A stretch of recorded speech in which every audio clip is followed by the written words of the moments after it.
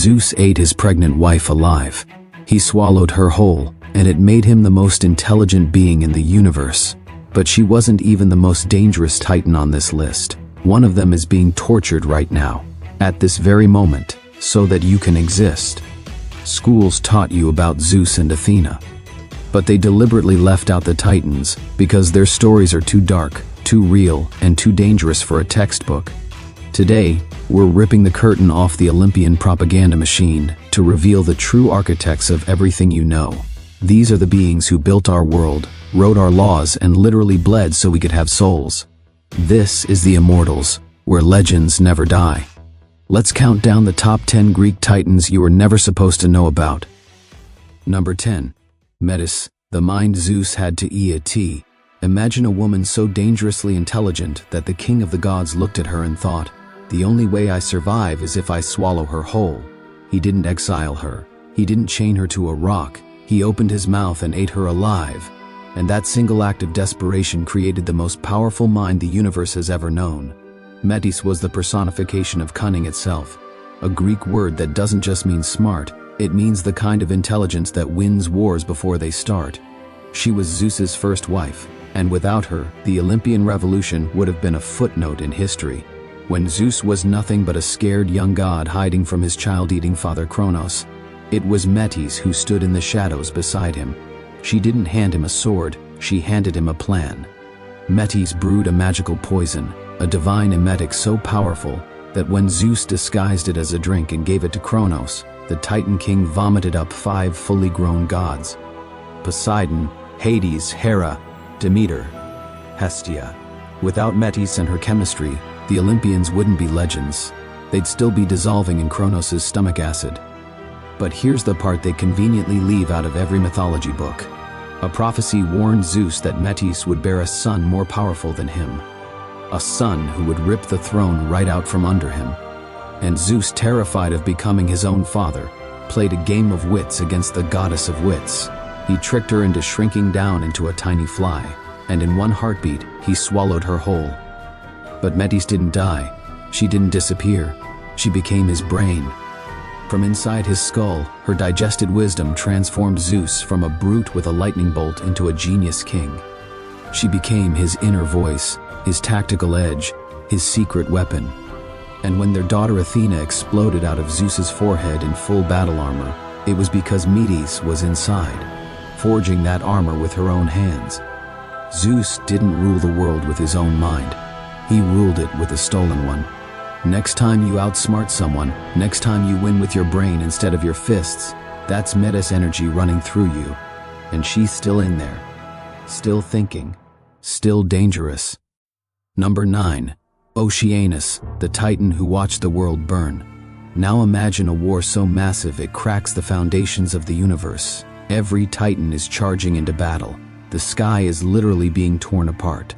And one of the most powerful beings in existence just stays home, doesn't pick a side, doesn't draw a sword, doesn't care about the throne. While everyone else was destroying each other, Oceanus poured himself a drink and watched from the shore. Oceanus isn't a god of the sea. He is the sea before the sea had a name. In ancient Greek cosmology, he was envisioned as a colossal, infinite river that flowed in a perfect circle around the entire flat earth. He was the edge, the boundary, the place where the mortal world ended and the unknown began. While his brothers were obsessed with power, Oceanus was obsessed with balance. His neutrality during the Great Titan War is one of the most brilliant strategic moves in all of mythology. By refusing to fight Zeus, he made sure his kingdom was the one place the god's wrath never touched. And the Greeks believed he was the literal father of all water. Every river, every spring, every well on the planet was fed by his encircling stream. He was the lifeblood of the earth. A silent titan who kept every living thing alive without ever asking for credit. But here's a detail no documentary will tell you. The ancient Greeks didn't think the sun just disappeared at night. They believed that when Helios and the stars set in the west, they physically dipped into the cool waters of Oceanus. His primordial stream washed away the heat of their journey across the sky. Then they traveled through the northern darkness and rose again on the other side, refreshed and glowing. Without Oceanus to cool the stars, the sky would have burned itself out thousands of years ago. He is the quiet power of the horizon, the one force so vast, so essential, that even a war between gods couldn't touch him. He's the reason ancient sailors believed if you sailed far enough, you'd fall off the edge of the world. And in a way, they were right, because at the edge, Oceanus was waiting. Number 8. Mnemosyne, the goddess who owns your soul. What is a civilization without a memory? I'll tell you, absolutely nothing. Without the ability to hold on to our past, we are just shadows stumbling through the dark. And in the world of the Titans, this terrifying power belonged to one woman, a goddess whose name literally means memory. Mnemosyne, the silent guardian of everything that makes you, you. This isn't about remembering where you left your keys. Mnemosyne is the cosmic architect of human identity. The ancient Greeks didn't see memory as a brain function. They saw it as a divine, almost dangerous force. Without her, the universe would be a chaotic mess of disconnected moments with no meaning and no direction. Her most legendary act came through 9 consecutive nights with Zeus. Far from the eyes of the other immortals, from this union, the 9 muses were born, the goddesses of poetry, history, music, tragedy, and science. Think about that. In Greek mythology, every form of art and every branch of knowledge is the direct child of memory. Every song you've ever loved, every story that ever made you cry, every scientific breakthrough that changed the world, all of it traces back to her. Before writing existed, Mnemosyne was the one who allowed poets and kings to remember the genealogies of the gods and the laws of the land.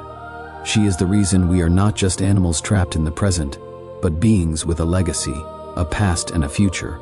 But here's what your mythology class definitely never covered. Her power reached deep into the underworld. When most souls died, they were forced to drink from the river Lethe, the river of forgetfulness, erasing everything they ever were before being reincarnated. But according to the secret mystery cults of Orphism, there was a hidden second pool in Hades, the pool of Mnemosyne. Initiates were taught a sacred ritual to avoid the waters of oblivion and drink only from her spring, and by doing so, the soul didn't just remember its life, it remembered its divine origin, it achieved total knowledge, and it broke free from the cycle of death and rebirth forever. By drinking from Mnemosyne, you didn't just keep your memories, you conquered death itself. Every time you hear a song that takes you back to a moment you thought you'd forgotten, that's her. She is the only thing that truly makes us immortal. Number 7. Iapetus. The reason you fight back. If you want to understand why humans are the way we are, rebellious, defiant, willing to stand up even when we know we'll lose, you have to meet the piercer. Long before the first human was shaped from clay, there was a titan whose name made the heavens nervous. He wasn't just a warrior, he was the source of the most dangerous bloodline in history. Iapetus, the pillar of the West, the true ancestor of the human spirit. In the cosmic structure, Iapetus was one of the 4 pillars holding the sky apart from the earth, stationed at the edge of the world where the sun dies every evening. But his real power wasn't in his own hands, it was in his blood. Iapetus is the father of Prometheus, the thief of fire, and Atlas, the bearer of the heavens. His lineage is a roadmap of human struggle. Through his sons, Iapetus passed down a legacy of rebellion and endurance that still runs through our veins. During the Great War against Zeus, Iapetus fought with a ferocity that few could match, and when he was finally defeated and hurled into the lightless pits of Tartarus, he didn't go as a prisoner. He went as a martyr of the old world, leaving behind a family that would change the fate of the human race forever. But here's a connection that bridges civilizations. Many scholars point out that his name, Iapetos, is almost identical to Japheth, the son of Noah in the Bible. In both traditions, he is the father of the Western nations and the ancestor of all mortal people. This means Iapetus wasn't just a character in a Greek story. He was a shared memory across cultures, a titan whose name echoes through scripture and ancient scrolls alike as the true grandfather of humanity. He is the root of the heroic spirit, the proof that even if you lose against the gods, your legacy can still reshape the universe.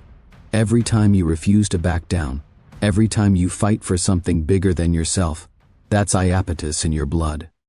Number 6. Hyperion, the one who gave time a heartbeat. Imagine a world with no clock, No calendar, no sunrise, no way to know if a minute has passed or 1,000 years. Just endless, directionless chaos.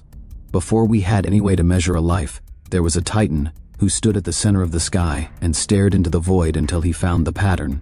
Hyperion, the High One. The Titan of watchfulness who didn't just bring light to the universe. He gave it a rhythm, a schedule, a pulse that the entire world still obeys. Hyperion is often overshadowed by his own children, Helios the sun, Selene the moon, and Eos the dawn. But he is the source of all their power. As the Titan of light and observation, Hyperion was the first being to realize the universe wasn't random. He watched the stars and planets and saw that they moved in distinct, repeating patterns. By ordering these celestial movements, he effectively switched on the engine of time. His observations created months, years, seasons, and the very concept of tomorrow. Without his watchful eye, there would be no way to measure a life, no harvest, no hope for a new day. But here's the part they don't teach you. Hyperion had blood on his hands. He was one of the 4 brothers who carried out the most violent coup in mythology. When Kronos decided to overthrow their father Uranus, the sky itself, no single Titan could do it alone. Hyperion and his brothers positioned themselves at the 4 corners of the world, and as Uranus descended, it was Hyperion who grabbed his father's arm from the east, the direction where light is born. While he and the others pinned the sky god down with brute force, Kronos took his golden sickle and castrated him. That act of violence separated the heavens from the earth and created the space for our world to exist. Hyperion wasn't just a torchbearer, he was a revolutionary who held down the old world so a new one could be born. He saw the light because he held the sky in place to let it shine. Okay, if you think these Titans were powerful, I need to warn you. The top 5 are on a completely different level, and number 5 is going to shock you. Because it's a name you expected to see much, much higher on this list. Before we get there, if you're learning something new, hit that subscribe button. You're going to need it for what's coming. Number 5. Kronos, the hero who became the monster. This is where it gets dark. Imagine a hero who saves the entire universe from a tyrant, and then slowly, painfully becomes a far worse monster than the one he destroyed. This is the tragic fall of Kronos, the Titan king who held a golden scepter in one hand and a blood-stained sickle in the other. I know what you're thinking. Kronos at number 5? Hear me out. Because his story isn't about power, it's about what power does to you. In the beginning, Kronos was the youngest and the bravest, the only Titan with the guts to stand up to their father Uranus, who had imprisoned their brothers in the depths of the earth. When Kronos took the throne, he ushered in the Golden Age, a mythical era with no laws, no labor, no suffering. Humans lived like gods. The earth gave everything freely. It was paradise. But a prophecy whispered that Kronos would be overthrown by his own son. And that single whisper turned the liberator into a paranoid, consuming monster. To protect his throne, Kronos committed the ultimate atrocity. He swallowed his own children alive, one by one. Hestia, Demeter, HERA, Hades, Poseidon. The moment they were born, they disappeared into the darkness of their father's throat. He became the living embodiment of Kronos, time itself, the force that creates everything, only to eventually devour it all. Your youth, your memories, your life. That's Kronos, eating his own children because he's terrified of what comes next. But here's the twist most people don't know. His story doesn't end in chains. While most myths say Zeus locked him in Tartarus forever, there's an older, stranger version. After ages had passed, Zeus felt pity for the old king. He released Kronos and sent him to rule the Isles of the Blessed, a hidden paradise at the edge of the world reserved for the greatest heroes. Kronos returned to his roots, a king of a perfect world, presiding over a second golden age, this time for the souls of the worthy. The Greeks understood something profound. Kronos wasn't just a villain, he was a necessary part of the cycle, the monster who deserved peace once his time as a monster had passed. He went from a prisoner of his own fear to the eternal guardian of heroes. Hot take. Kronos wasn't evil, he was just scared. Agree or disagree? One word in the comments. Number 4. Themis, the woman even HERA respected. Imagine a world without rules, where the strong simply crush the weak because they can. In the chaotic age of the Titans, this was reality. Until one woman drew a line in the sand and said, "This is right, and this is wrong, and even the king of the gods will follow my rules." Themis, the voice of divine order, the reason the universe isn't a never-ending brawl. While other titans represented physical forces like water or light, Themis represented something far more powerful: the moral fabric of reality itself. She taught both gods and men how to live in harmony. Her influence was so immense that she served as Zeus's primary counselor. She organized the first assemblies on Mount Olympus, teaching the immortals that even they were subject to the ancient unwritten laws of the cosmos. Without her, Zeus would have been a bully with a lightning bolt. With her, he became a legitimate king. And her reach goes beyond the divine. Themis is the reason we have the concept of justice. She is the direct inspiration behind Lady Justice, the blindfolded figure holding the scales that stands in every courthouse on the planet. Every time a judge picks up a gavel, every time someone says that's not fair, that's Themis, still speaking, still drawing the line. But here's the detail that proves her power was beyond anything we can imagine. She was the only woman in existence who didn't trigger the legendary wrath of HERA. Themis was actually Zeus's second wife, married to him before HERA took the throne. And we all know what happens to Zeus's lovers. HERA hunts them, torments them, destroys them, but not Themis. Themis was so universally respected, so untouchable in her authority, that HERA treated her with nothing but honor and friendship. In the halls of Olympus, HERA would sit beside Themis, seeking her advice, treating her as a sister, to be the only person in the entire universe who could be close to Zeus without making HERA's blood boil. That might be the single greatest miracle in Greek mythology. Themis wasn't just a goddess of law, she was the law. And even the Queen of Heaven knew better than to cross her. Number 3. Rhea, the mother who beat a monster with a rock. We're in the top 3 now, and I genuinely debated putting this one at number 1. When you hear why, you'll understand. Imagine a mother who has been forced to watch her husband swallow 5 of her children alive, one after another. She can hear them crying, and then they're gone. Now imagine that this mother's only weapon, her only chance to save her 6th and final child, is a rock, a simple stone wrapped in a blanket. This is the story of Rhea. And this single act of desperate, brilliant deception is the only reason the Greek gods exist. As the wife of Kronos, Rhea lived through a waking nightmare. Every time she gave birth, Kronos was there, waiting.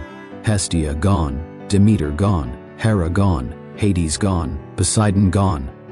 5 children swallowed into darkness.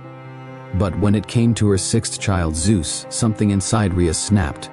Not into weakness, into steel.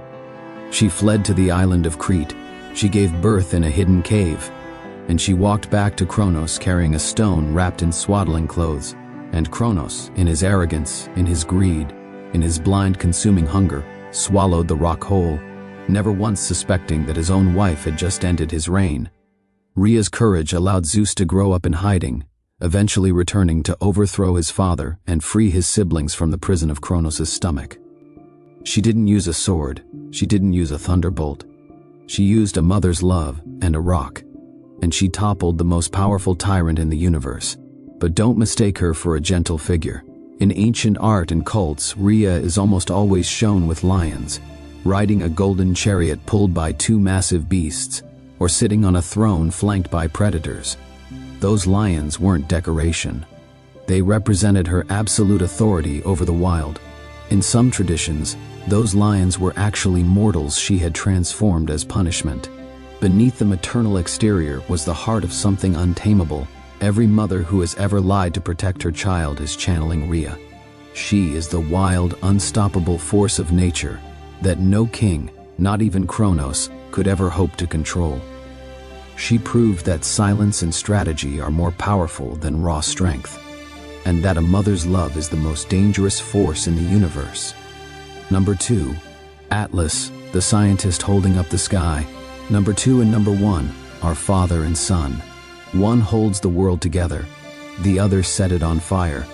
And their story is the reason you're watching this video right now. Most people think Atlas carries the earth on his shoulders, a lonely giant holding a blue marble.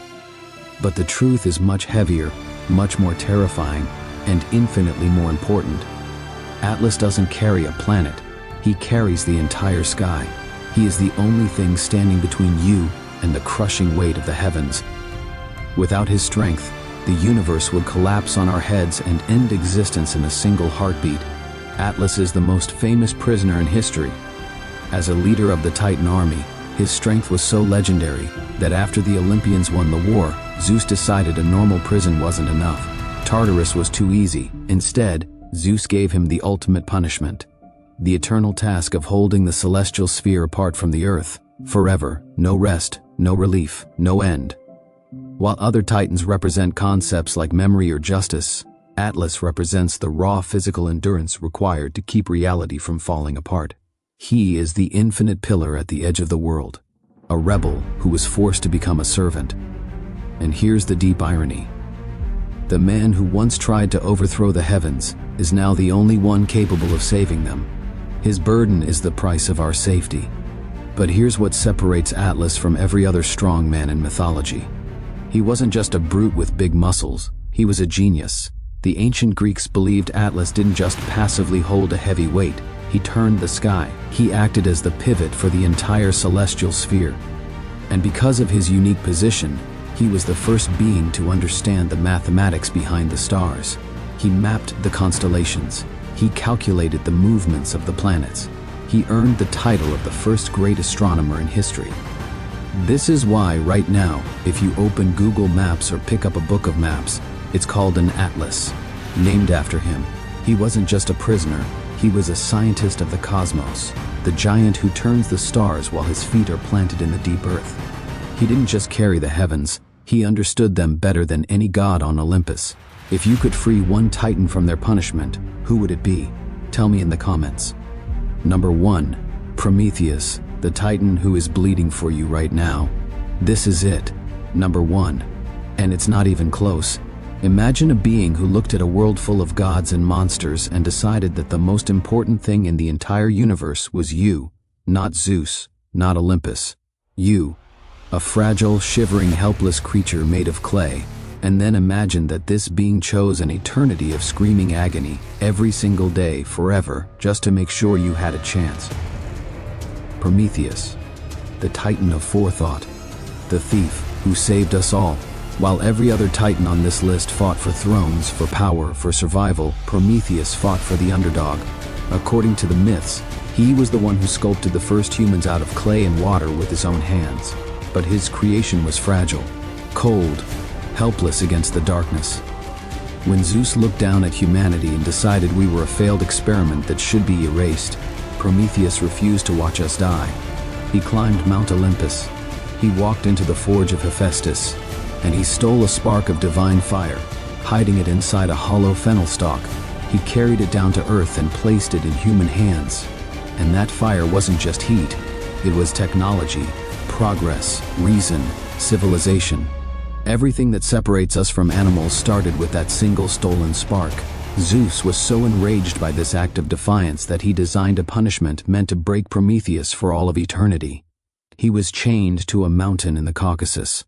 Every single morning, a giant eagle would descend and tear open his body and eat his liver, slowly, and every single night his liver would grow back, so the eagle could return the next day, and the next, and the next, forever. But here's what the world remembers wrong about Prometheus. The fire was just the beginning. Ancient Greeks credited him with inventing medicine, architecture, astronomy, mathematics, and writing. Before Prometheus, humans lived in caves with no way to measure time, no way to cure disease, no way to understand the stars above them. He taught us how to tame horses, how to build ships, how to sail the seas, how to read the patterns in the sky. He didn't just give us warmth, he gave us the entire code for civilization. He didn't save our lives, he created our potential. He is the reason we aren't just clay anymore. We are builders, thinkers, creators, every single light you've ever turned on, every book you've ever read, every fire that's ever kept you warm on a cold night. That's him. That's Prometheus. And right now, as you're watching this, he's still chained to that mountain. Still bleeding, still screaming, still choosing you. Every scientist who was ever punished for telling the truth, Galileo, Oppenheimer, every whistleblower, every rebel who knew the cost and paid it anyway. They are all children of Prometheus. Was the fire worth the pain? Type a fire emoji if yes, type chains if no. Let me know in the comments. Prometheus suffered for eternity, so you could have fire. The least you can do is hit subscribe, so I can keep telling their stories. But seriously, the Titans were just the beginning. The monsters they created are even worse. That video is on your screen right now, and trust me, number 1 on that list gave even Zeus nightmares. I'll see you over there for the next legend.